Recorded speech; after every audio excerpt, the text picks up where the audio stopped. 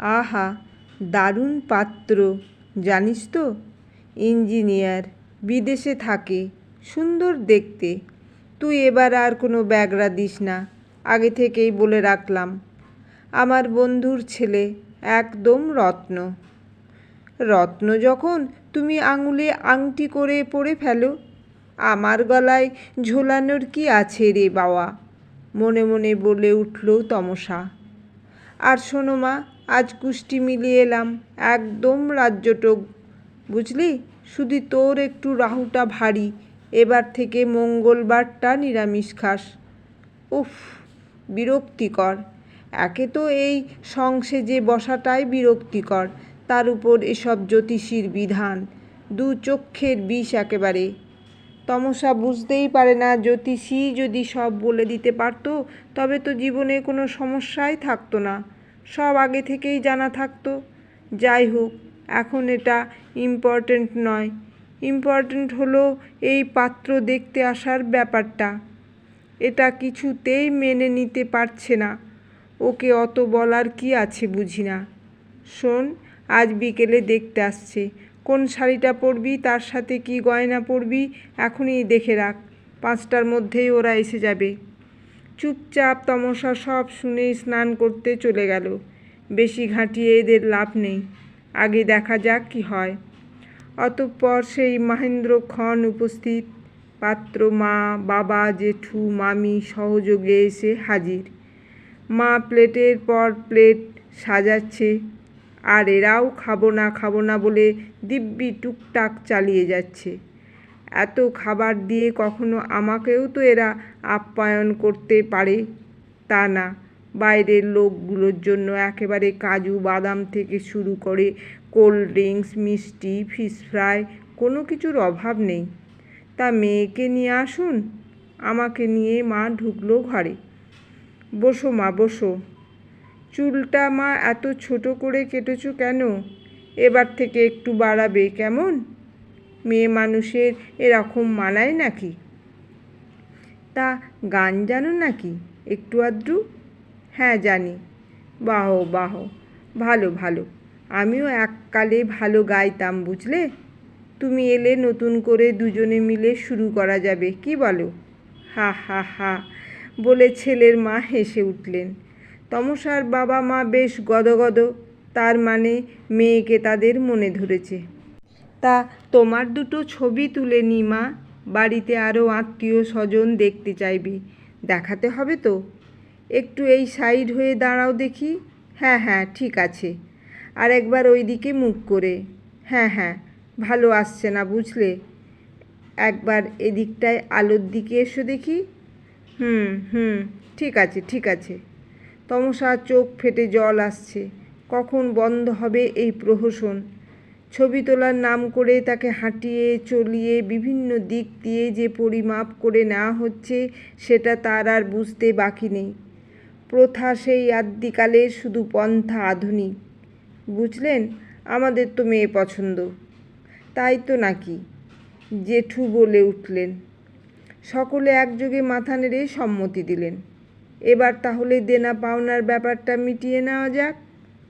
হ্যাঁ হ্যাঁ, বলুন না, আমি যথাসাধ্য চেষ্টা করব। একটাই তো মেয়ে আমাদের, হাত জোর করে বলে উঠলেন তমসার বাবা।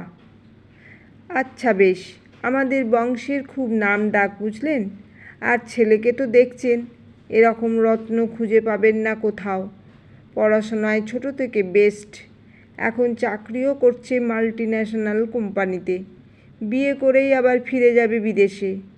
তা জানিয়ে বলছিলাম, ওই নমস্কারী শাড়িগুলো যেন একটু হাই রেঞ্জের হয়, নয়তো একদম কাউকে দেওয়া যায় না, জানেন তো। আপনার মেয়েরই সম্মানের ব্যাপার, বুঝলেন কি না। গলাটা ভর্তি থাকে যেন, একদম হালকা কিছু না দেওয়াই ভালো। ওই সব তো আমরা পরে করেই দেব। আর হাতে বালা চূড় ছাড়া 6 গাছা করে সলিড সোনার চুড়ি, আর অবশ্যই মানতাসা দেবেন কিন্তু।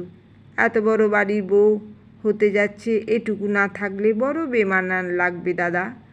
আর তত্ত্ব নিয়ে তো বেশি কিছু বলার নেই, এত লোকজন, আমাদের সবার কথা ভেবেই দেবেন। খাটটা কিন্তু সেগুন কাঠের হয় যেন। আলমারি একটু বড় সাইজের। যা না মা, অভয়কে একটু আমাদের বাগানটা ঘুরিয়ে দেখিয়ে আন, শুকনো মুখে বলে ওঠেন তমসার মা। মেয়ে এসবের মধ্যে না থাকায় শ্রেয় মনে মনে ভাবেন, অত শখ যখন নিজে গেলেই তো পারতে মা। মনে মনে গজগজ করে তমসা। বুকটা কষ্টে ফেটে যাচ্ছে। এসব দেখার জন্য সে আজ রাজি হয়েছিল। হ্যাঁ হ্যাঁ, যা না অভয়, তোরা একটু কথা বল নিজেদের মধ্যে। তোরাই তো সংসার করবি, আমরা আর কতদিন। বাগানে গিয়ে বয়ফ্রেন্ড ছিল? না। সত্যি বলছো? হুম। Are you virgin? তমসা তাকিয়ে দেখে এবার অভয়কে কড়া দৃষ্টিতে। ধৈর্যের বাঁধ ভাঙছে যেন। ওকে ওকে, নো ইস্যু, বলতে হবে না। বিয়ের পর বাইরে থাকতে তোমার কোনো অসুবিধা হবে না তো? না।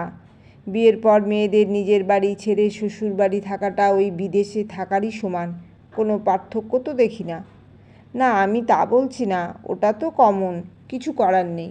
বাট বিদেশে আমার সাথে পার্টি বা গ্রুপ টুগেদারে যেতে হবে, সকলের সাথে কথা বলতে হবে, মিশতে হবে, তাই আস্ক করেছিলাম আর কি। আমাকে কি আপনার বোবা কালা মনে হলো? Oh no no, actually I mean to say, তুমি তো বেঙ্গলি মিডিয়ামের স্টুডেন্ট, ওখানে ইংলিশে কমিউনিকেট করতে হবে, একটু আধটু সোশ্যাল ড্রিঙ্ক করতে হবে, পারবে তো? ও আচ্ছা, এবার বুঝলাম। আপনি ওই গোত্রের বাঙালির মধ্যে পড়েন নিশ্চয়ই, যারা নিজেকে বাঙালি বলে পরিচয় দিতে লজ্জা পান। আর কোনো জাতের মধ্যে এটা পাবেন না জানেন। এই আপনাদের মতো দু একটা খড়কুটোর জন্য বাংলা ভাষার এই হাল। তা আপনার বাবা মা আপনার সাথে ইংরাজিতে কথা বলেন বুঝি? নাকি ওদেশে তাদের নিয়ে গেলে বোবা বলে চালিয়ে দেবেন? আসলে কোনো দিন হয়তো নিয়েই যাবেন না, এটাই মোদ্দা কথা। ওকে ওকে, এত লেকচারের কী আছে রে বাবা। শুক্তো মোচার ঘন্ট এসব জানো তো? আমার ওখানে খাওয়া দাওয়াটা ঠিক। 1 মিনিট দাঁড়ান, আসছি। এই নিন। এটা কি? ভালো রাঁধুনি পাওয়া যায় এই সেন্টার থেকে, নিয়ে যান, সঙ্গে করে কাজে দেবে।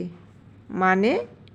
মানে রান্না আমি করতে জানি, কিন্তু যার কাছে আমি রান্না জানি কি না, বাসন মাজতে পারি কি না, এইসব আমার যোগ্যতার মাপকাঠি, তাকে আমি আমার পায়ের নখের যোগ্যও ভাবি না। বরং আপনি আমার কয়েকটা প্রশ্নের জবাব দিন দেখি। Okay fine. বিদেশে নাইট ক্লাবে যান? না না, একদমই না। গিয়েছি 1-2 বার, বন্ধুরা নিয়ে গিয়েছিল আর কি। রোজ ড্রিঙ্ক করেন? না, ওই মাঝে মধ্যে। রিয়েলি? ওই অফিসের পর বন্ধুরা জোর করলে প্রায় হয়ে যায় আর কি। বুঝতেই তো পারছেন, এইসব ইন্ডাস্ট্রিতে হয়েই থাকে এইসব। ও বেশ, তা আজ পর্যন্ত কতজনের সাথে বিছানায় শুয়েছেন? হোয়াট? পর্ন মুভি দেখেন? রাবিশ। Master bed? কী সব বলছেন কি? আপনার কি মাথা খারাপ?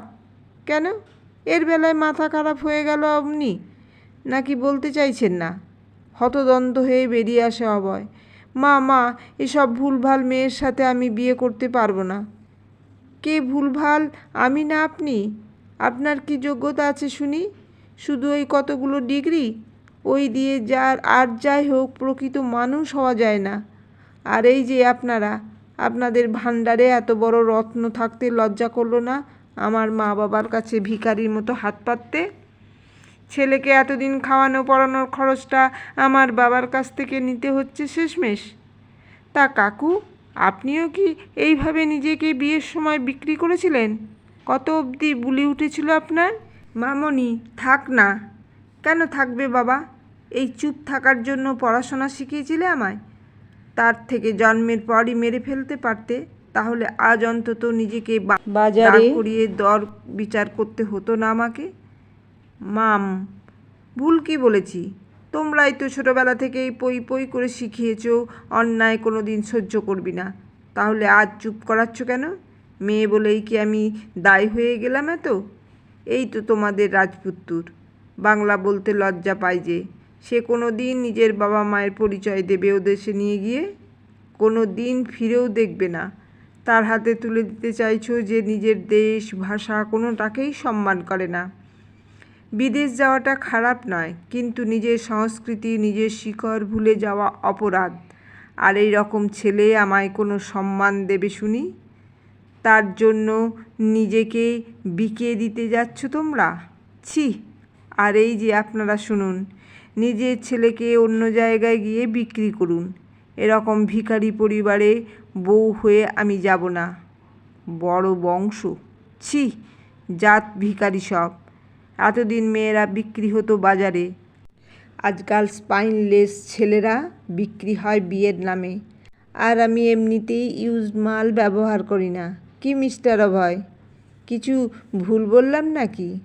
ভ্রু নাচিয়ে তাচ্ছিল্যের ভঙ্গিতে হেসে বলে ওঠে তমসা, মা তোমরা কি উঠবে নাকি? আমি চললাম। হ্যাঁ হ্যাঁ, যান শিগগিরই, নয়তো লোকাল থানায় ফোন করতে বাধ্য হব। গটগট করে অভয় রেগে মেগে বেরিয়ে গেল। পিছন পিছন বাকি সবাই